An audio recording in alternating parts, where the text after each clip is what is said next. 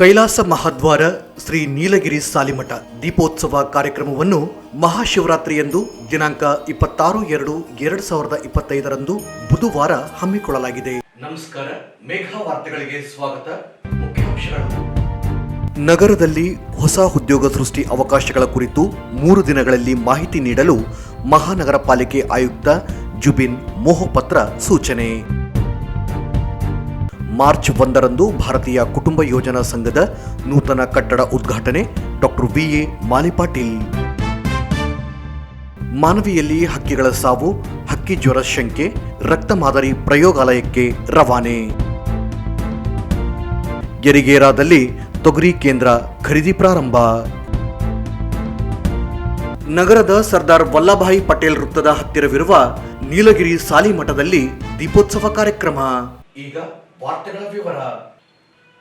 ರಾಷ್ಟ್ರೀಯ ಜೀವನೋಪಾಯ ಅಭಿಯಾನದ ದೀನ್ ದಯಾಳ್ ಜನ ಆಜೀವಿಕ ಯೋಜನೆಯಡಿ ನಗರದಲ್ಲಿ ಹೆಚ್ಚಿನ ಉದ್ಯೋಗ ಸೃಷ್ಟಿಸಲು ಮುಂದಿನ 3 ದಿನಗಳಲ್ಲಿ ಎಲ್ಲ ಇಲಾಖೆಯ ಅಧಿಕಾರಿಗಳು ತಮ್ಮ ಇಲಾಖೆಯಲ್ಲಿನ ಯೋಜನೆಗಳ ಮಾಹಿತಿ, ಫಲಾನುಭವಿಗಳ ಮಾಹಿತಿ ಸೇರಿದಂತೆ ಉದ್ಯೋಗ ಸೃಷ್ಟಿಗೆ ಸಂಬಂಧಿಸಿದಂತೆ ಹೊಸ ವಿಚಾರಗಳ ಮಾಹಿತಿಯನ್ನು ಒದಗಿಸಬೇಕು ಎಂದು ಮಹಾನಗರ ಪಾಲಿಕೆ ಆಯುಕ್ತ ಜುಬಿನ್ ಮೊಹಪತ್ರ ಹೇಳಿದರು. ಅವರಿಂದು ನಗರದ ಹಳೆ ಜಿಲ್ಲಾಧಿಕಾರಿ ಕಚೇರಿ ಸಭಾಂಗಣದಲ್ಲಿ ದೀನ್ ದಯಾಳ್ ಜನ ಆಜೀವ್ ಯೋಜನೆ ಶಹರಿಯಡಿ ನಗರ ಜೀವನೋಪಾಯಕ್ಕೆ ಸಂಬಂಧಿಸಿದಂತೆ ಕ್ರಿಯಾ ಯೋಜನೆ ತಯಾರಿಸುವ ಕುರಿತು ಹಮ್ಮಿಕೊಂಡಿದ್ದ ಸಭೆಯ ಅಧ್ಯಕ್ಷತೆ ವಹಿಸಿ ಮಾತನಾಡಿದರು. ಕೇಂದ್ರ ಹಾಗೂ ರಾಜ್ಯ ಸರ್ಕಾರದಿಂದ ಮುಂದಿನ 5 ವರ್ಷಗಳಲ್ಲಿ ನಗರದ ಎಲ್ಲ ನಿರುದ್ಯೋಗಿ ಯುವಕರಿಗೆ ಹಾಗೂ ಉದ್ಯೋಗರಹಿತರಿಗೆ ಸ್ವಯಂ ಉದ್ಯೋಗವನ್ನು ಒದಗಿಸುವ ಉದ್ದೇಶವನ್ನು ಹೊಂದಲಾಗಿದೆ. ಕಟ್ಟಡ ಕಾರ್ಮಿಕರು, ಸಾಗಾಣೆ ಕಾರ್ಮಿಕರು, ಗೀಗ್ ಕಾರ್ಮಿಕರು, ಆರೈಕೆ ಕಾರ್ಯಕರ್ತರು, ತ್ಯಾಜ್ಯ ಕೆಲಸಗಾರರು ಹಾಗೂ ಮನೆಗೆಲಸ ಎಂಬ 6 ದುರ್ಬಲ ವಲಯಗಳಲ್ಲಿ ಉದ್ಯೋಗ ಸೃಷ್ಟಿಸಲು ಎಲ್ಲ ಅಧಿಕಾರಿಗಳು ಕ್ರಮ ವಹಿಸಬೇಕು. ಜೊತೆಗೆ ಆ ವಲಯಗಳಲ್ಲಿ ಕೆಲಸ ಮಾಡುವ ಕಾರ್ಮಿಕರ ಆದಾಯವನ್ನು ಹೇಗೆ ಹೆಚ್ಚಳ ಮಾಡಬೇಕೆಂಬ ವಿಚಾರದ ಬಗ್ಗೆ ಅಧಿಕಾರಿಗಳು ತಮ್ಮ ವಿಚಾರಗಳನ್ನು ತಿಳಿಸಬಹುದಾಗಿದೆ ಎಂದರು. ಇದಲ್ಲದೆ ತಯಾರಿಕೆ ಮತ್ತು ಸೇವೆಗಳನ್ನು ಒದಗಿಸುವ ಸ್ವಯಂ ಉದ್ಯೋಗ ಸೃಷ್ಟಿಗೂ ಅಧಿಕಾರಿಗಳು ಮುಂದಾಗಬೇಕಾಗಿದೆ. ಈ ಎಲ್ಲ ಮಾಹಿತಿಗಳನ್ನು ಸರ್ಕಾರಕ್ಕೆ ತಲುಪಿಸಲು 15 ದಿನಗಳ ಕಾಲಾವಕಾಶವಿದ್ದು, ಆದರೆ ಅಧಿಕಾರಿಗಳು ತಮ್ಮ ಇಲಾಖೆಯ ವ್ಯಾಪ್ತಿಯಲ್ಲಿರುವ ಯೋಜನೆಗಳ ಮಾಹಿತಿ ಹಾಗೂ ಇತರೆ ಮಾಹಿತಿಗಳನ್ನು 3 ದಿನಗಳಲ್ಲಿ ಮಾಹಿತಿ ಸಲ್ಲಿಸಬೇಕು ಎಂದು ಸೂಚಿಸಿದರು. ಈ ಯೋಜನೆಯನ್ನು ರಾಯಚೂರು ನಗರದಲ್ಲಿ ಅನುಷ್ಠಾನಗೊಳಿಸಲು ಟಾಸ್ಕ್ ಫೋರ್ಸ್ ಸಮಿತಿಯನ್ನು ರಚಿಸಲಾಗಿದ್ದು, ಸಮಿತಿಯಿಂದ ಮುಂದಿನ ದಿನಗಳಲ್ಲಿ ಯೋಜನೆಯ ಕುರಿತು ಸಂಪೂರ್ಣ ಕ್ರಿಯಾ ಯೋಜನೆಯನ್ನು ರೂಪಿಸಲು ಕ್ರಮ ಕೈಗೊಳ್ಳಲಾಗುವುದು. ಟಾಸ್ಕ್ ಫೋರ್ಸ್ ಸಮಿತಿಯಿಂದ ಮುಂದಿನ ದಿನಗಳಲ್ಲಿ ಯೋಜನೆಗೆ ಸಂಬಂಧಿಸಿದಂತೆ ಸಮೀಕ್ಷೆ, ಜಾಗೃತಿ ಕಾರ್ಯಕ್ರಮಗಳು ಹಾಗೂ ತರಬೇತಿ ಕಾರ್ಯಕ್ರಮಗಳನ್ನು ಉತ್ತಮವಾಗಿ ಅನುಷ್ಠಾನಗೊಳಿಸಬಹುದಾಗಿದೆ ಎಂದು ತಿಳಿಸಿದರು. ನಗರದಲ್ಲಿ ಮುಂದಿನ ದಿನಗಳಲ್ಲಿ ಕಾರ್ಮಿಕ ಚೌಕ್ ಅಥವಾ ಲೇಬರ್ ಚೌಕ್ ನಿರ್ಮಾಣ ಮಾಡುವ ಉದ್ದೇಶವಿದ್ದು, ನಗರ ಸೇರಿದಂತೆ ಸುತ್ತಮುತ್ತಲಿನ ಗ್ರಾಮಗಳಿಂದ ಆಗಮಿಸುವ ಕಾರ್ಮಿಕರು ಹಾಗೂ ಇತರೆ ಊರುಗಳಿಂದ ಆಗಮಿಸುವ ಕಾರ್ಮಿಕರಿಗೆ ವಿಶ್ರಾಂತಿ ಗೃಹ, ಸಭಾಭವನ ಸೇರಿದಂತೆ ಇತರೆ ವ್ಯವಸ್ಥೆಗಳು ಲೇಬರ್ ಚೌಕಿನಲ್ಲಿ ಇರಲಿವೆ ಎಂದರು. ಅಲ್ಲದೆ ಸಾಮಾಜಿಕ ಮೂಲಭೂತ ಸೌಲಭ್ಯಗಳನ್ನು ಒದಗಿಸಲು ನಗರದ ಒಂದೆಡೆ ಸಭಾಭವನವನ್ನು ನಿರ್ಮಿಸಲು ಕೂಡ ಚಿಂತನೆ ಇದ್ದು, ಇದರಿಂದ ಮೂಲ ಸೌಲಭ್ಯಗಳನ್ನು ಒದಗಿಸಲು ಹಾಗೂ ಆ ಪ್ರದೇಶದಲ್ಲಿ ತರಬೇತಿ ಕಾರ್ಯಕ್ರಮಗಳನ್ನು ಕೂಡ ನಡೆಸಲು ತೀರ್ಮಾನಿಸಲಾಗುವುದು. ನಗರದಲ್ಲಿ 6 ತರಕಾರಿ ಹಣ್ಣು ಮಾರಾಟ ವಲಯಗಳನ್ನು ಸ್ಥಾಪಿಸಲಾಗುವುದು ಎಂದು ತಿಳಿಸಿದರು. ನಗರದಲ್ಲಿ ಧೂಳಿನ ಸಮಸ್ಯೆ ಹೆಚ್ಚಿದ್ದು, ಪಾಲಿಕೆಯಿಂದಲೇ ನರ್ಸರಿ ನಿರ್ಮಾಣ ಮಾಡಿ ಅದೇ ನರ್ಸರಿಯ ಗಿಡಗಳನ್ನು ಉಪಯೋಗಿಸಿಕೊಂಡು ನಗರವನ್ನು ಹಸಿರೀಕರಣ ಮಾಡಿದಾಗ ನಗರ 50% ಧೂಳಿನ ಸಮಸ್ಯೆ ಬಗೆಹರಿಯುತ್ತದೆ ಎಂದರು. ಎಲ್ಲ ಯೋಜನೆಗಳನ್ನು ಗಂಭೀರವಾಗಿ ಪರಿಗಣಿಸಿ ಅಧಿಕಾರಿಗಳು ಜವಾಬ್ದಾರಿಯುತವಾಗಿ ಕೆಲಸ ಮಾಡಿದ್ದಲ್ಲಿ ಮುಂದಿನ 6 ತಿಂಗಳಲ್ಲಿ ನಗರದ ಎಲ್ಲರಿಗೂ ಉದ್ಯೋಗ ಸಿಗಲಿವೆ ಎಂದು ತಿಳಿಸಿದರು. ನಾವು ಪ್ರಾರಂಭ ಮಾಡಬೇಕಾಗಿದೆ. ಎಲ್ಲ ಜಿಲ್ಲಾ ಮಟ್ಟದ ಅಧಿಕಾರಿಗಳಂದ್ರೆ ಈ ಒಂದು ಟಾಸ್ಕ್ ಫೋರ್ಸ್ ಕಮಿಟಿಯಲ್ಲಿ ಸದಸ್ಯರಾಗಿರ್ತಾರೆ. ಸಾಹೇಬರು ಹೇಳಿದ ಹಾಗೆ ನಾವು ಡೇಟಾ ಕೊಡೋದ್ರ ಜೊತೆಯಲ್ಲಿ ಮುಂದಿನ 5 ವರ್ಷಕ್ಕೂ ತಮ್ಮ ಡಿಪಾರ್ಟ್ಮೆಂಟ್ ಯೋಜನೆಯಲ್ಲಿ ಏನಾದರೂ ವಲ್ನರೇಬಲ್ ಗ್ರೂಪದು ಏನಾದರೂ ಪ್ಲಾನಿಂಗ್ಸ್ ಕಡಿತಾರೆ. ಸೊ ಈಗ ಪ್ಲಾನಿಂಗ್ಸ್ ಏನಾದರೂ ಮರ್ಜ್ ಆಗ್ತಾ ಇದ್ದವು. ನಾವು ಡಿಪಾರ್ಟ್ಮೆಂಟ್ ಈಗ ಅರ್ಬನ್ ಲೋಕಲ್ ಬಾಡಿ ನಾವು ಇಂಪ್ಲಿಮೆಂಟ್ ಮಾಡ್ತಾ ಇದ್ದೀವಿ. ಬೇರೆ ಮೇಡಮ್ ಮತ್ತು ಮಕ್ಕಳ ಅಭಿವೃದ್ಧಿ ಆಗ್ತಾ ಇದೆ, DH ಆಫೀಸ್ ಆಗ್ತಾ ಇದೆ, ಬೇರೆ ಬೇರೆ ಇಲಾಖೆಯಿಂದ ಕೂಡ ಸೇಮ್ ಆಕ್ಟಿವಿಟೀಸ್ಗಳು ಆಗ್ತಾ ಇದ್ದಾವೆ. ಹಾಗಾಗಿ ತಮ್ಮ ಇಲಾಖೆಯಲ್ಲಿ ಇರ್ತಕ್ಕಂಥ ಆಕ್ಟಿವಿಟೀಸ್ಗಳನ್ನು ಏನು ಡೂಪ್ಲಿಕೇಟ್ ಆಗದೆ ಅದನ್ನೇ ತಾವು ಒಂದಿಷ್ಟು ಏನಾದರೂ ಆ್ಯಕ್ಷನ್ ಪ್ಲಾನ್ಗಳನ್ನು ಆಕ್ಟಿವಿಟಿಗಳನ್ನು ನಮ್ಗೆ ಕೊಟ್ಟರೆ ನಾವೀಗ ಈಗೇನು ಡೇಟಾ ರೆಡಿ ಮಾಡ್ತಾ ಇದ್ದೀವಿ ಆ ಡೇಟಲ್ಲಿ ಅದನ್ನು ಕೈ ಬಿಟ್ಟು ಹೊಸದಾಗಿರ್ತಕ್ಕಂಥ ಯೋಜನೆಗಳನ್ನು ತೆಗೆದುಕೊಳ್ಳೋಕ್ಕಾಗ್ತದೆ. ಹಾಗಾಗಿ ಇದು ಫಾರ್ಮಲ್ ಆಗಿ ಇವತ್ತು ಸಾಹೇಬರ ಅಧ್ಯಕ್ಷತೆಯಲ್ಲಿ ಟಾಸ್ಕ್ ಫೋರ್ಸ್ ಕಮಿಟಿ ಫಾರ್ಮೇಷನ್ಸ್ ಆಗಿದೆ. ಇದಾದ ನಂತರ ಡೇಟಾ ಬಂದ ನಂತರ ಇನ್ನೊಂದ್ಸರಿ ನಾವು ಟಾಸ್ಕ್ ಫೋರ್ಸ್ ಕಮಿಟಿ ಇನ್ನೊಂದ್ಸರಿ ಮೀಟಿಂಗ್ ನಾವು ಸಭೆ ಸೇರಿಸ್ತೀವಿ. ಆ ಸಭೆಯಲ್ಲಿ ಕೂಡ ಏನಂತಂದ್ರೆ ಎಲ್ಲ ಅಧಿಕಾರಿಗಳು ತಮ್ಮ ಇಲಾಖೆಯಲ್ಲಿ ಇರ್ತಕ್ಕಂಥ ಏನು ಯೋಜನೆಗಳಿದಾವ, ಅರ್ಬನ್ ಪವರ್ ಸಂಸ್ಥೆ ಯೋಜನೆಗಳೇನಾದ್ರೆ ಅವುಗಳನ್ನು ಕೂಡ ಇಲ್ಲಿ ಲಿಸ್ಟ್ ಔಟ್ ಮಾಡಿ ಅದನ್ನು ನಾವು ಲೈಜನ್ ಆಗಿಬಿಟ್ಟು ಏನಂತಂದ್ರೆ ಕನ್ವರ್ಜೆನ್ಸ್ ಕಾರ್ಯಕ್ರಮದಲ್ಲಿ ತೆಗೆದುಕೊಂಡು ಹೋಗಲಿಕ್ಕೆ. ಸೊ ಅದೇ ರೀತಿಯಲ್ಲಿ ಏನೋ ಒಂದು ಪೋರ್ಟಲ್ ಕೂಡ ರೆಡಿ ಆಗ್ತಾ ಇದೆ ಸರ್. ಈಗ ಸೆಂಟ್ರಲ್ ಲೆವೆಲ್ ಅಂತ ಪೋರ್ಟ್ ರೆಡಿ ಮಾಡ್ತಾ ಇದೆ ಸರ್. ಆ ಪೋರ್ಟಲ್ ಕೂಡ ಏನಂತಂದ್ರೆ ಎಲ್ಲ ಡೇಟಾನು ಕೂಡ ನಾವು ಇನ್ಕಾರ್ಪೊರೇಟ್ ಮಾಡಬೇಕಾಗ್ತದೆ. ಈಗ ಪ್ರತಿಯೊಂದು ಡಿಪಾರ್ಟ್ಮೆಂಟಲ್ಲಿ ಸಣ್ಣ ಮಟ್ಟದಲ್ಲಿ ಆಗಲಿ ದೊಡ್ಡ ಮಟ್ಟದಲ್ಲಿ ಆಗಲಿ ಯಾವುದೇ ರೀತಿಯ ಒಂದು ಎಂಪ್ಲಾಯ್ಮೆಂಟು ಜನರೇಷನು ಸ್ಕೀಮು ಅಥವಾ ಎಫರ್ಟ್ಸು ನಡೀತಾ ಇರ್ತದೆ ಪ್ರಯತ್ನವನ್ನು. ಈಗ ಪೊಲೀಸಲ್ಲಿ ಫಾರ್ ಎಕ್ಸಾಂಪಲ್ ಬೇರೆ ಬೇರೆ ಕಡೆ ಪೊಲೀಸಲ್ಲಿ ಕೂಡ ಮಾಡ್ತಾರೆ. ಕೆಲವರಿಗೆ ಇದು ಯುವಕರಿಗೆ ಕರ್ಕೊಂಡು ಅವರಿಗೆ ಒಂದು ಟ್ರೈನಿಂಗ್ ಕೊಡೋದು, ಸ್ಕಿಲ್ ಟ್ರೈನಿಂಗ್ ಕೊಡೋದು, ಎಕ್ಸಾಮ್ಸ್ ಬರೀಲಿಕ್ಕೆಲ್ಲ ಪ್ರೋತ್ಸಾಹನ ಕೊಡೋದು, ಪೊಲೀಸ್ ಸಿಬ್ಬಂದಿ ಮಕ್ಕಳಿಗೆಲ್ಲ ಕೊಡ್ತಾ ಇರ್ತೀರಿ. ಹೆಲ್ತ್ ಡಿಪಾರ್ಟ್ಮೆಂಟ್ ಅಲ್ಲಿ ಆಗ್ತಾ ಇರ್ತದೆ. ಸ್ತ್ರೀ ಸ್ವಸಹಾಯ ಸಂಘಟನೆಗಳು, ಸ್ತ್ರೀ ಶಿಕ್ಷಣ ಸಂಘಟನೆಗಳು, WCD ಡಿಪಾರ್ಟ್ಮೆಂಟ್ ಮಹಿಳಾ ಮತ್ತು ಮಕ್ಕಳು ಇಲಾಖೆ ವತಿಯಿಂದ ಕೂಡ ಮಾಡ್ತಾ ಇರ್ತಾರೆ. ಸೊ ಅದರಲ್ಲಿ ಏನಾಗ್ತಾ ಇದೆ, ಬಿಕಾಸ್ ಈಗ ಬೇರೆ ಬೇರೆ ಯೋಜನೆಗಳು ಬೇರೆ ಬೇರೆ ಡಿಪಾರ್ಟ್ಮೆಂಟ್ಗಳಲ್ಲಿ ನಡೆಸ್ತಾ ಇರೋದ್ರಿಂದ ಅದರಲ್ಲಿ ಕನ್ವರ್ಜೆನ್ಸ್ ಮಾಡಲು ಸ್ವಲ್ಪ ಕಷ್ಟ ಆಗ್ತಾ ಇದೆ. ಸೊ ಸ್ವಲ್ಪ ಡುಪ್ಲಿಕೇಸಿ ಕಂಡು ಬರ್ತಾ ಇದೆ. ಅದೇ ಒಂದೇ ವಿಚಾರಕ್ಕೆ ಮಹಾನಗರ ಪಾಲಿಕೆ ಮಾಡ್ತಾ ಇದ್ದಾರೆ, ಮಹಿಳಾ ಮತ್ತು ಮಕ್ಕಳು ಇಲಾಖೆ ಮಾಡ್ತಾ ಇದ್ದಾರೆ, ಪೊಲೀಸ್ ಇಲಾಖೆ ಮಾಡ್ತಾ ಇದ್ದಾರೆ, ಹೆಲ್ತ್ ಇಲಾಖೆ ಮಾಡ್ತಾ ಇದ್ದಾರೆ, ಇಂಡಸ್ಟ್ರೀಸ್ ಅವರು ಕೂಡ ಮಾಡ್ತಾ ಇರ್ತಾರೆ. ಬಟ್ ಅದನ್ನ ನಾವೇ ಕನ್ವರ್ಜ್ ಮಾಡ್ಕೊಂಡ್ರೆ ಒಂದೇ ಒಂದು ಸ್ಟ್ರೀಮ್ ಲೈನ್ ಎಫರ್ಟ್ ಅಂತ ಹೇಳ್ತೀವಿ, ಕನ್ವರ್ಜೆನ್ಸ್ ಅಂತ ಹೇಳ್ತೀವಿ, ಒಂದು ಸಮನ್ವಯ ಸಾಧಿಸಲಿಕ್ಕೆ ನಮಗೆ ಹೆಲ್ಪ್ ಆಗುತ್ತೆ ನಂಬರ್ 1. ಮತ್ತೆ ಆ ರಿಸಲ್ಟ್ಸ್ ಸ್ವಲ್ಪ ಮ್ಯಾಗ್ನಿಫೈ ಮಾಡಲಿಕ್ಕೆ ಹೆಲ್ಪ್ ಆಗುತ್ತೆ. ನಾವು ಈಗ 10 ಮಂದಿ ಸ್ಟಾಫ್ಸ್ಗೆ ಇಟ್ಕೊಂಡು ಮಾಡ್ತಾ ಇರ್ತೀವಿ. ಫಾರ್ ಎಕ್ಸಾಂಪಲ್ ಪೊಲೀಸ್ ಡಿಪಾರ್ಟ್ಮೆಂಟಲ್ಲಿ ನಾವೇ ಒಂದು 20 ಜನರಿಗೆ ಇಟ್ಕೊಂಡು ಮಾಡ್ತಾ ಇರ್ತೀವಿ, ಇವರು ಒಂದು 3 ಜನರಿಗೆ ಇಟ್ಕೊಂಡು ಮಾಡ್ತಾ ಇರ್ತಾರೆ. ಇಫ್ ಯು ಕನ್ವರ್ಜ್ ಇಟ್, ಒಂದು ಟಾಸ್ಕ್ ಫೋರ್ಸ್ ಕಮಿಟಿ ಮಾಡಿ ಕನ್ವರ್ಜ್ ಮಾಡ್ಕೊಂಡ್ರೆ will have bigger set of hands. ನಮಗೆ ಒಂದು 100-150 ಜನರು ಸಿಗ್ತಾರೆ. ಮೂಲಕ ನಾವೇ ಇಂಟ್ರಾಕ್ಷನ್ ನಡೆಸಲಿಕ್ಕೆ ಶುರು ಮಾಡ್ತೀವಿ. ಫಾರ್ ಎಕ್ಸಾಂಪಲ್ ಇಲ್ಲಿ ಪ್ರೊಡಕ್ಷನ್ ಮಾಡ್ಬೋದಾ, ಫಾರ್ ಎಕ್ಸಾಂಪಲ್ ಒಂದು ಚಿಕ್ಕ ವಿಚಾರ ಹೇಳಿದ್ರೆ ಫಿನೈಲು, ಎಸಿಡು ಅದೆಲ್ಲ ಯೂಸ್ ಮಾಡ್ತಾ ಇರ್ತಾರೆ. ಯಾವುದೋ ಒಂದು ಹೋಟೆಲ್ ಇರಲಿ, ಯಾವುದೋ ಒಂದು ಫ್ಯಾಕ್ಟ್ರಿ ಇರಲಿ, ಯಾವುದೋ ಒಂದು ಕಾಲೇಜ್ ಇರಲಿ, ಯಾವುದೋ ಒಂದು ಆಸ್ಪತ್ರೆ ಇರಲಿ, ಕರೆಕ್ಟ್. ಸೊ ಆ ಕ್ಲಿನಿಕ್ ದಲ್ಲಿ, ಆಸ್ಪತ್ರೆಯಲ್ಲಿ ಈ ತರ ಇದರಲ್ಲಿ can we create an employment generation programme ಇಲ್ಲೇ ರೈಟ್ ಓಕೆ.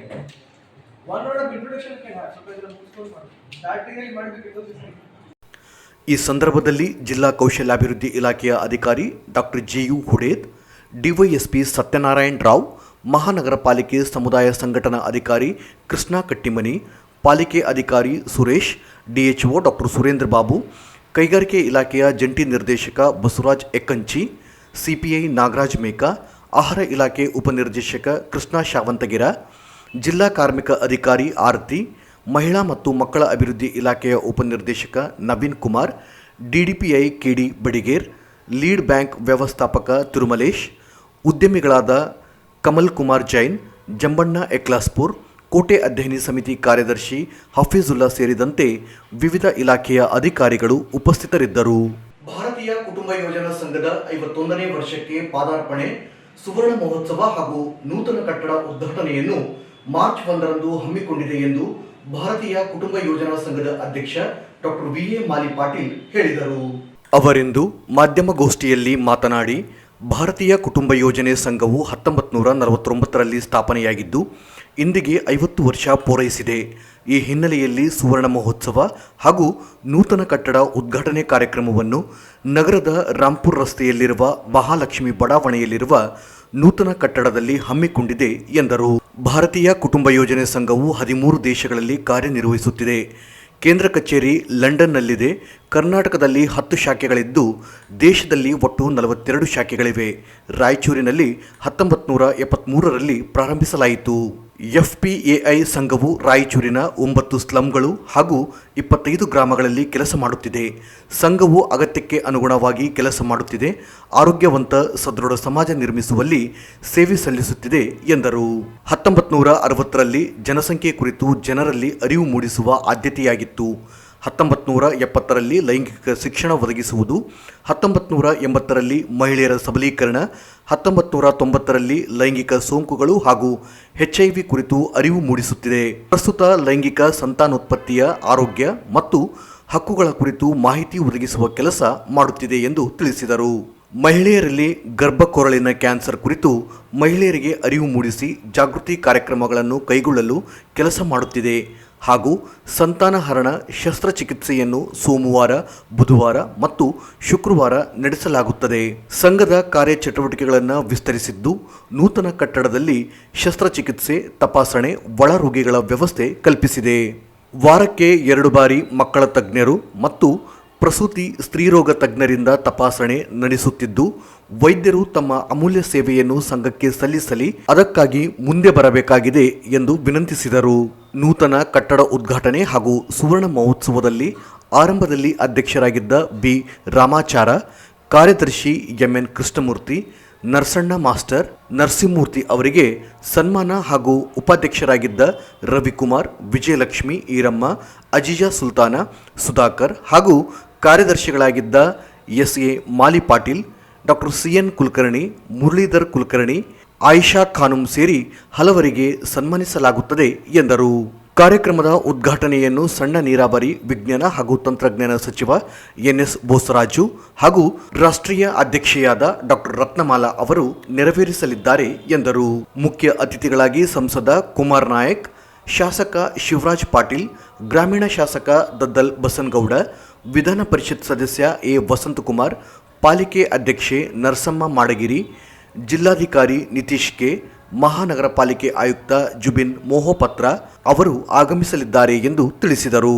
ಮಾಜಿ ಶಾಸಕ ಎ ಪಾಪಾರೆಡ್ಡಿ, ಮಾಜಿ ಸಂಸದ ಬಿ.ವಿ. ನಾಯಕ್, ಅಮರೇಶ್ವರ ನಾಯಕ್, ಕಾಂಗ್ರೆಸ್ ಪಕ್ಷದ ಅಧ್ಯಕ್ಷ Basavaraj Patil Itagi, DHO doctor Surendra Babu, ward number 5 ಸದಸ್ಯ ಶರಣಗೌಡ ಬಲ್ಲಟಗಿ ಆಗಮಿಸಲಿದ್ದಾರೆ. ರಾಷ್ಟ್ರೀಯ ಉಪಾಧ್ಯಕ್ಷ ಎಸ್ ವಿಜಯಸಿಂಹ ಬಳ್ಳಾರಿ, ಹೇಮಲ್ ದೇಸಾಯಿ ಧಾರವಾಡ, ನಿರ್ದೇಶಕ ಡಾಕ್ಟರ್ ಕಲ್ಪನಾ ಆಪ್ತೆ ಆಗಮಿಸಲಿದ್ದಾರೆ.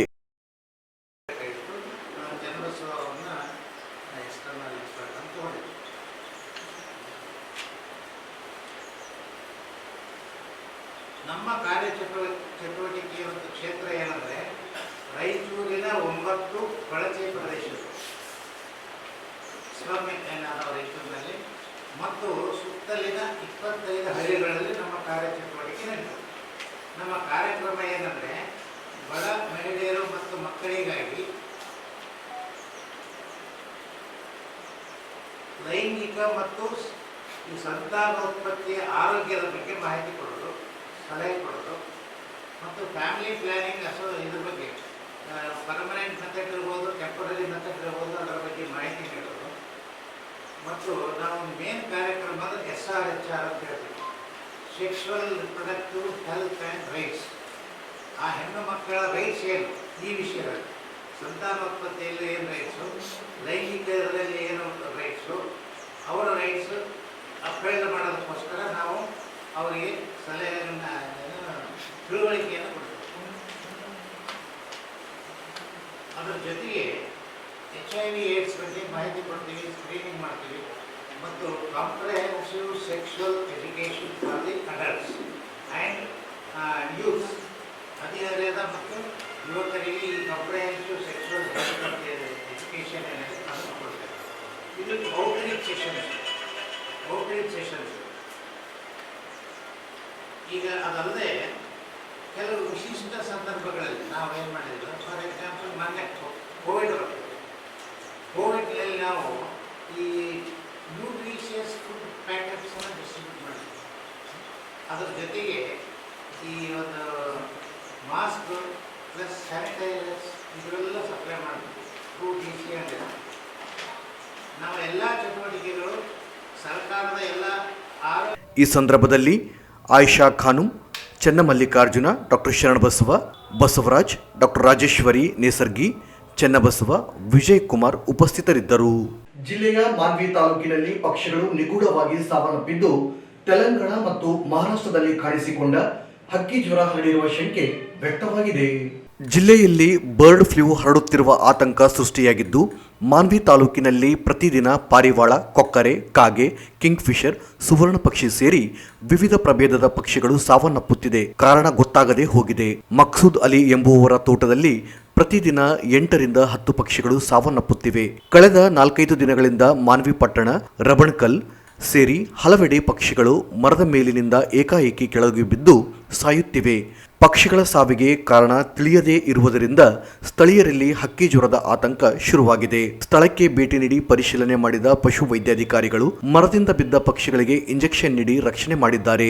ಮೃತ ಪಕ್ಷಿಯ ಕಳೆಬರವನ್ನು ಬೆಂಗಳೂರಿನ IHVA ಪ್ರಯೋಗಾಲಯಕ್ಕೆ ರವಾನಿಸಿದ್ದಾರೆ.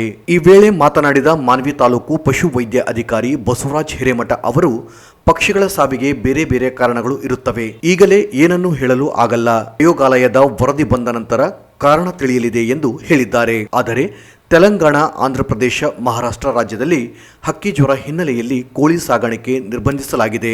ಆದರೆ ಪಶು ಇಲಾಖೆ ರಾಜ್ಯದ ಯಾವುದೇ ಸೂಚನೆ ಬಾರದೆ ಇರುವುದರಿಂದ ನಿರ್ಬಂಧಿಸುವ ಕೆಲಸ ಮಾಡುತ್ತಿಲ್ಲ ಎಂದು ಹೇಳುತ್ತಿದ್ದಾರೆ.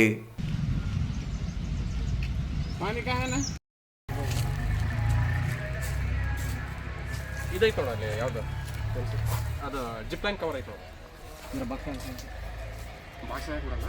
ಒಂದು ನಾವು ಇಲ್ಲಿ ಹೋಗಿ ನೋಡೋಣ ಒಂದು ಪೋಸ್ಟ್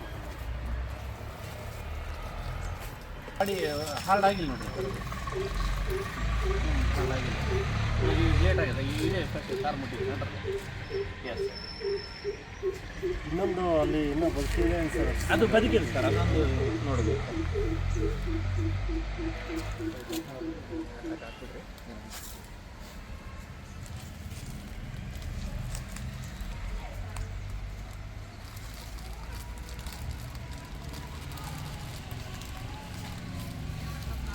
ಮೂರು ಕವರ್ ಹಾಕಿ ಇದಾದ್ಮೇಲೆ ಇದು ಉಲ್ಟಾ ಹಿಂಗೆ ಹಾಕಿ ಹಂಗಾಗಿ ಲಾಕ್ ಮಾಡ್ಬಿಡ್ತು ಮಾತ್ರ ಉಲ್ಟಾ ಆಗ್ಬಿಡೋದು. ಅದು ಬಾಲ್ ಒಳಗೆ ಹೋಗಿಲ್ಲ.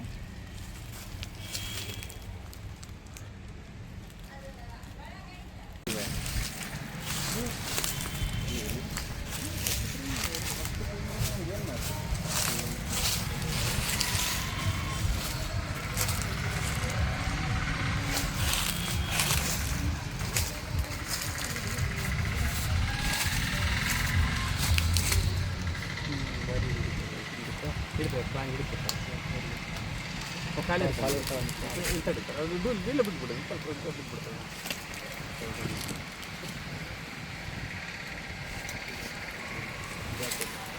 ಈಗ ಮಾಡ್ತೀರಿ ದಿನಗಳ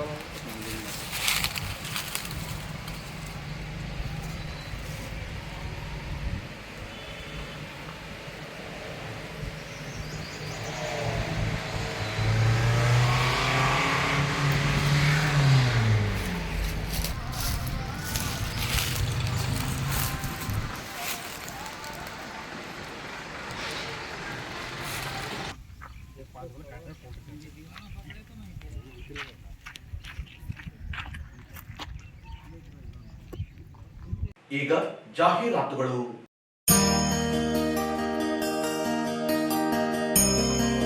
ಕೈಲಾಸ ಮಹಾದ್ವಾರ ಶ್ರೀ ನೀಲಗಿರಿ ಸಾಲಿಮಠ ದೀಪೋತ್ಸವ ಕಾರ್ಯಕ್ರಮವನ್ನು ಮಹಾಶಿವರಾತ್ರಿಯಂದು ದಿನಾಂಕ 26/2/2025 ಬುಧವಾರ ಹಮ್ಮಿಕೊಳ್ಳಲಾಗಿದೆ.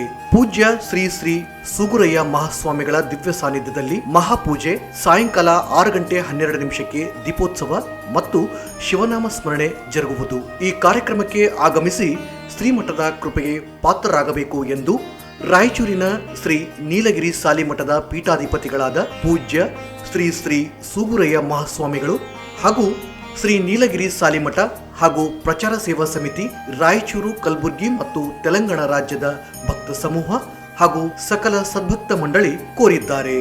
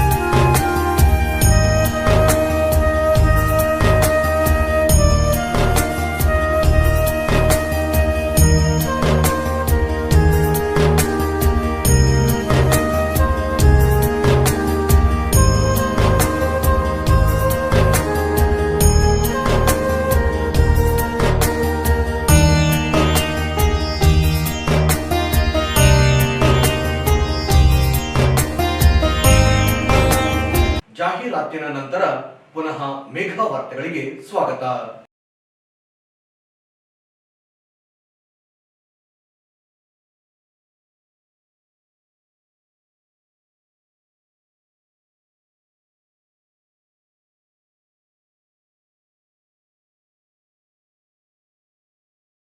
ಪ್ರಾಥಮಿಕ ಕೃಷಿ ಪತ್ತಿನ ಸಹಕಾರ ಸಂಘದ ಅಧ್ಯಕ್ಷ ಮೊಹಮ್ಮದ್ ನಿಜಾಮುದ್ದೀನ್ ಮತ್ತು ಉಪಾಧ್ಯಕ್ಷ ಕೆ ವೆಂಕಟೇಶ್ ನಾಯಕ್ ಕಮಲಾಪುರ ಕಾರ್ಯಕ್ರಮವನ್ನು ಉದ್ಘಾಟಿಸಿದರು. ಇದೇ ವೇಳೆ ಸಂಘದ ಅಧ್ಯಕ್ಷ ಮೊಹಮ್ಮದ್ ನಿಜಾಮುದ್ದೀನ್ ಮಾತನಾಡಿ, ರೈತರು ಬೆಳೆದ ತೊಗರಿಗೆ ಬೆಂಬಲ ಬೆಲೆ ಯೋಜನೆಯಡಿ ರೈತರಿಂದ ಪ್ರತಿ ಎಕರೆಗೆ 4 ಕ್ವಿಂಟಾಲ್ ಗರಿಷ್ಠ 40 ಕ್ವಿಂಟಾಲ್ ಖರೀದಿ ಮಿತಿ ನಿಗದಿಪಡಿಸಿದ್ದು, ಪ್ರತಿ ಕ್ವಿಂಟಾಲ್ ಕೇಂದ್ರ ಸರ್ಕಾರದಿಂದ ಮೊದಲನೇ ಕಂತು 7,550 ರೂಪಾಯಿ ಮತ್ತು ಎರಡನೇ ಕಂತು ರಾಜ್ಯ ಸರ್ಕಾರದಿಂದ ಸಹಾಯಧನ 450 ರೂಪಾಯಿ ಸೇರಿ ಒಟ್ಟು 8,000 ರೂಪಾಯಿಗಳಿಗೆ ಖರೀದಿಸಲಾಗುವುದು ಎಂದು ತಿಳಿಸಿದರು. ಇದೇ ವೇಳೆ ಖರೀದಿ ಕೇಂದ್ರಕ್ಕೆ ಆರ್ಡಿಸಿಸಿ ಬ್ಯಾಂಕಿನ ನಿರ್ದೇಶಕ ವಿಜಯ್ ಕುಮಾರ್ ಪಾಟೀಲ್, ಸಹಕಾರ ಸಂಘಗಳ ಸಹಾಯಕ ನಿಬಂಧಕ ಶೇಖ್ ಹುಸೇನ್ ಭೇಟಿ ನೀಡಿ ಪರಿಶೀಲಿಸಿದರು. ಈ ಸಂದರ್ಭದಲ್ಲಿ ಸಂಘದ ಮುಖ್ಯ ಕಾರ್ಯನಿರ್ವಹಣಾ ಅಧಿಕಾರಿ ಫಾರೂಕ್ ಹುಸೇನ್, ನಿರ್ದೇಶಕ ಗುಜ್ಜಾಲ್ ತಾಯಪ್ಪ ನಾಯಕ್, ಕಚೇರಿ ಸಹಾಯಕ ಮೊಹಮ್ಮದ್ ಶಫಿ ಹಾಗೂ ರೈತರು ಉಪಸ್ಥಿತರಿದ್ದರು. ನಗರದ ಸರ್ದಾರ್ ವಲ್ಲಭಭಾಯ್ ಪಟೇಲ್ ವೃತ್ತದ ಹತ್ತಿರವಿರುವ ಕೈಲಾಸ ಮಹಾದ್ವಾರ ಎಂದೇ ಪ್ರಸಿದ್ಧಿ ಪಡೆದಿರುವ ನೀಲಗಿರಿ ಸಾಲಿಮಠದಲ್ಲಿ ಶ್ರೀಮಠದ ಪೀಠಾಧಿಪತಿಗಳಾದ ಪೂಜ್ಯ ಶ್ರೀ ಸೂಗುರಯ್ಯ ಮಹಾಸ್ವಾಮಿಗಳ ದಿವ್ಯ ಸಾನ್ನಿಧ್ಯದಲ್ಲಿ ಮಹಾಶಿವರಾತ್ರಿ ಜಾಗರಣೆ ನಿಮಿತ್ತ ದೀಪೋತ್ಸವವನ್ನು ಹಮ್ಮಿಕೊಳ್ಳಲಾಗಿತ್ತು. ನಗರದ ಸರ್ದಾರ್ ವಲ್ಲಭಭಾಯ್ ಪಟೇಲ್ ವೃತ್ತದ ಹತ್ತಿರವಿರುವ ಕೈಲಾಸ ಮಹಾದ್ವಾರವೆಂದೇ ಪ್ರಸಿದ್ಧಿ ಪಡೆದಿರುವ ನೀಲಗಿರಿ ಸಾಲಿಮಠದಲ್ಲಿ ಶ್ರೀಮಠದ ಪೀಠಾಧಿಪತಿಗಳಾದ ಪೂಜ್ಯ ಶ್ರೀ ಸೂಗುರಯ್ಯ ಮಹಾಸ್ವಾಮಿಗಳ ಅವರ ದಿವ್ಯ ಸಾನ್ನಿಧ್ಯದಲ್ಲಿ ಮಹಾಶಿವರಾತ್ರಿ ಜಾಗರಣೆಯ ಪ್ರಯುಕ್ತ ತುಪ್ಪದ ಸಹಸ್ರ ದೀಪೋತ್ಸವವನ್ನು ಪ್ರತಿ ವರ್ಷದ ಪದ್ಧತಿಯಂತೆ ಹಮ್ಮಿಕೊಳ್ಳಲಾಗಿತ್ತು. ಬೆಳಗ್ಗೆಯಿಂದಲೇ ಮಠದ ಶಾಸ್ತ್ರಿಗಳಾದ ಮಠಮಾರಯ್ಯ ಸ್ವಾಮಿಗಳ ಅವರ ಪೌರೋಹಿತ್ಯದಲ್ಲಿ ಶ್ರೀಮಠದ ಕ್ಷೇತ್ರಾಧಿಪತಿಯಾದ ಶ್ರೀ ಶ್ರೀ ಗೌರಿಶಂಕರ ದೇವರ ಮೂರ್ತಿಗೆ ಅಭಿಷೇಕ, ವಸ್ತ್ರಾಲಂಕಾರ, ಬಿಲ್ವಾರ್ಚನೆ, ಸಹಸ್ರ ಶಿವನಾಮಾವಳಿಗಳು, ಮಹಾಮಂಗಳಾರತಿ ನೆರವೇರಿದವು.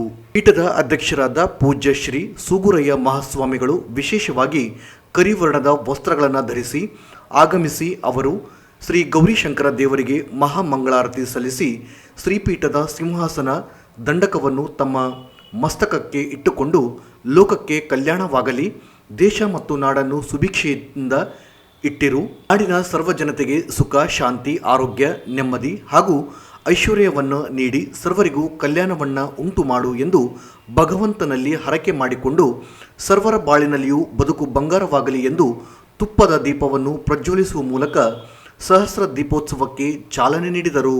ನಂತರ ಶ್ರೀ ಪೀಠದ ಸಿಂಹಾಸನದ ಮೇಲೆ ಆಸೀನರಾಗಿ ಸುಮಾರು 5 ನಿಮಿಷದವರೆಗೆ ಶಿವಧ್ಯಾನದಲ್ಲಿ ಮಗ್ನರಾದರು. ನಂತರ ಶ್ರೀಮಠಕ್ಕೆ ಆಗಮಿಸಿದ ಸರ್ವ ಸದ್ಭಕ್ತರು ಪೀಠಾಧಿಪತಿಗಳ ದರ್ಶನವನ್ನು ಪಡೆದು ಅವರಿಂದ ಶುಭ ಆಶೀರ್ವಾದ ಪಡೆದರು.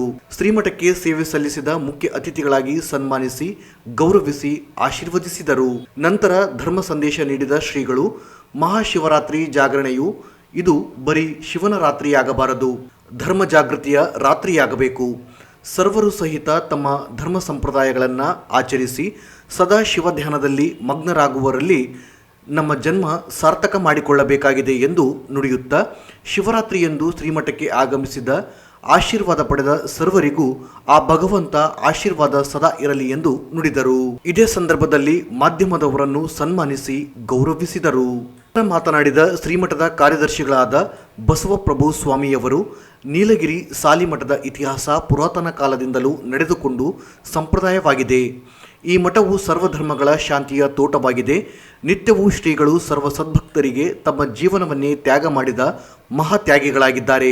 ಇಲ್ಲಿ ನೋವಿನಿಂದ ಬಂದಂತಹ ಭಕ್ತರನ್ನು ಶ್ರೀಗಳು ತಮ್ಮ ತಪಸಿದ್ಧಿ ಫಲದಿಂದ ಭಕ್ತರ ನೋವನ್ನು ಕಳೆದು ನಗುನಗುತ್ತಾ ಅವರ ಜೀವನದಲ್ಲಿ ಬೆಳಕಿನ ಮಾರ್ಗವನ್ನು ತೋರುವ ಮಹಾಪುರುಷರಾಗಿದ್ದಾರೆ. ಇವರ ಧರ್ಮ ಕಾರ್ಯಗಳಿಗೆ ನಮ್ಮ ಶ್ರೀಮಠದ ಸೇವಾ ಸಮಿತಿಯವರು ಮತ್ತು ಸಮಿತಿಯ ಅಧ್ಯಕ್ಷರಾದ ವಿರೂಪಾಕ್ಷಯ್ಯ ಸ್ವಾಮಿಗಳು ಶ್ರೀಮಠದ ಅಭಿವೃದ್ಧಿಗೆ ಸಾಥ್ ನೀಡಿರುವುದು ತುಂಬ ಸಂತೋಷ ತಂದಿದೆ ಎಂದು ಹೇಳಿದರು. ಹಾಗೆಯೇ ಈ ವರ್ಷದ ದೀಪೋತ್ಸವ ಕಾರ್ಯಕ್ರಮದ ಪ್ರಚಾರವನ್ನು ದೃಶ್ಯ ಹಾಗೂ ಪತ್ರಿಕಾ ಮಾಧ್ಯಮದವರು ತುಂಬ ಅಚ್ಚುಕಟ್ಟಾಗಿ ಮುದ್ರಿಸಿ ಪ್ರಚಾರ ಮಾಡಿದ್ದಕ್ಕಾಗಿ ನನ್ನ ವೈಯಕ್ತಿಕವಾಗಿ ಮತ್ತು ಶ್ರೀಮಠದ ಪರವಾಗಿ ಧನ್ಯವಾದಗಳನ್ನು ತಿಳಿಸುತ್ತೇನೆ ಎಂದು ಹೇಳಿದರು. ನೂರಾರು ಪುರುಷರು, ಮಹಿಳೆಯರು, ಮಕ್ಕಳು ತಮ್ಮ ಜೀವನದ ಕತ್ತಲೆಯು ಕಳೆದು ಸುಖ, ಶಾಂತಿ, ನೆಮ್ಮದಿ, ಆರೋಗ್ಯ ನೀಡಲಿ ಎಂದು ಬೇಡುತ್ತಾ ತುಪ್ಪದ ದೀಪವನ್ನು ಬೆಳಗಿದರು. ಈ ಸಂದರ್ಭದಲ್ಲಿ ಚಲ್ಲಮಲ್ಲಿಕಾರ್ಜುನ ಸ್ವಾಮಿ, ಶ್ರೀಮಠದ ಅಧ್ಯಕ್ಷರಾದ ವಿರೂಪಾಕ್ಷಯ್ಯ ಸ್ವಾಮಿ ಹಿರೇಮಠ, ಶರಣಯ್ಯ ಸ್ವಾಮಿ ಜಾಲಹಳ್ಳಿ, ನವೀನ್ ಕುಮಾರ್ ಗಟ್ಟು, ಸಿದ್ದನಗೌಡ ಪಾಟೀಲ್ ಜೇಗರಕಲ್, ಮಾರೆಪ್ಪ ಎಂ, ವೀರೇಶ್ ಶೆಟ್ಟಿ ಜೇಗರಕಲ್, ವೆಂಕಟೇಶ್, ಈರೇಶ್ ಹಿರೇಮಠ ವಕೀಲರು, ಈರಣ್ಣ ತ್ರಿಶೂಲ್ ಪ್ರಿಂಟರ್ಸ್, ಎಸ್ಪಿ ಸುರೇಶ್ ಹಿರೇಮಠ, ತೆಲಂಗಾಣ, ಆಂಧ್ರಪ್ರದೇಶ, ಕಲಬುರಗಿ, ಕರ್ನೂಲು, ಮಕ್ತಾಲ್, ಮಹಾರಾಷ್ಟ್ರ, ಮುಂಬೈ ನಗರ ಹಾಗೂ ಗ್ರಾಮಾಂತರ ಪ್ರದೇಶ ಮತ್ತು ಮಡ್ಡಿಪೇಟೆಯ ಬಡಾವಣೆಯ ಸರ್ವ ಸದ್ಭಕ್ತರು, ಶ್ರೀಮಠದ ಸರ್ವ ಶಿಷ್ಯ ವೃಂದದವರು ಉಪಸ್ಥಿತರಿದ್ದರು.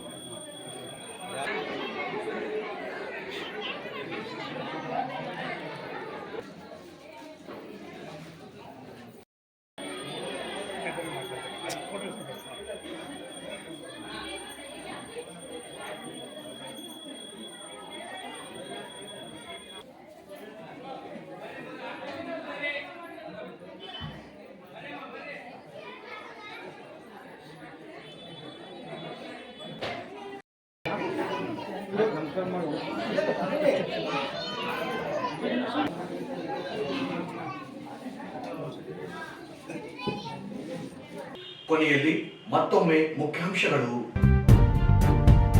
ನಗರದಲ್ಲಿ ಹೊಸ ಉದ್ಯೋಗ ಸೃಷ್ಟಿ ಅವಕಾಶಗಳ ಕುರಿತು 3 ದಿನಗಳಲ್ಲಿ ಮಾಹಿತಿ ನೀಡಲು ಮಹಾನಗರ ಪಾಲಿಕೆ ಆಯುಕ್ತ ಜುಬಿನ್ ಮೊಹಪತ್ರ ಸೂಚನೆ. ಮಾರ್ಚ್ 1ರಂದು ಭಾರತೀಯ ಕುಟುಂಬ ಯೋಜನಾ ಸಂಘದ ನೂತನ ಕಟ್ಟಡ ಉದ್ಘಾಟನೆ ಡಾಕ್ಟರ್ VA ಮಾಲಿಪಾಟೀಲ್. ಮಾನವಿಯಲ್ಲಿ ಹಕ್ಕಿಗಳ ಸಾವು, ಹಕ್ಕಿ ಜ್ವರ ಶಂಕೆ, ರಕ್ತ ಮಾದರಿ ಪ್ರಯೋಗಾಲಯಕ್ಕೆ ರವಾನೆ. ಯರಿಗೇರಾದಲ್ಲಿ ತೊಗರಿ ಕೇಂದ್ರ ಖರೀದಿ ಪ್ರಾರಂಭ. ನಗರದ ಸರ್ದಾರ್ ವಲ್ಲಭಾಯಿ ಪಟೇಲ್ ವೃತ್ತದ ಹತ್ತಿರವಿರುವ ನೀಲಗಿರಿ ಸಾಲಿಮಠದಲ್ಲಿ ದೀಪೋತ್ಸವ ಕಾರ್ಯಕ್ರಮ. ಇಲ್ಲಿಗೆ ಮೇಘ ವಾರ್ತೆಗಳು ಮುಕ್ತಾಯವಾದವು. ಮುಂದಿನ ಮೇಘ ವಾರ್ತೆಗಳೊಂದಿಗೆ ಪುನಃ ಭೇಟಿಯಾಗೋಣ. ವಂದನೆಗಳು.